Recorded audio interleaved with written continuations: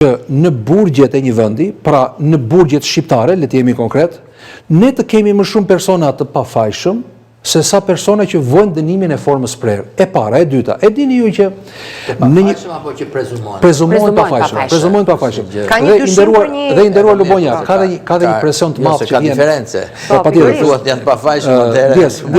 Shumë mirë që i kanë futur në burg. Prezumimi i pafajësisë është një nga ato vlera fundamentale të shoqërive perëndimore. Nuk e kanë këtë për shembull shoqëritë, po themi ku semite, po doni lindore, domethënë po të kapi prokurori me dorë, aty domethënë prezumohesh i fajshëm dhe ka përcimi madh. Dhe këtë ne duhet ja themi vetes më të fortë, ka përcimi madh. Kjo do ta mbaroj. Prezumimi i pafajësisë pse lindi tani? Ky është problemi. Pse lindi tani prezumimi i pafajësisë? Nuk të heq presje, por shkoi spaku për të arrestuar Belinda Ballukun. Klodi nuk të heq presje. Mua nuk, pra le të vendosim atëherë në një peshore arsyetimi. Po, sepse janë katër. Unë dua të di në fakt akuzat e këtyre njerëzve.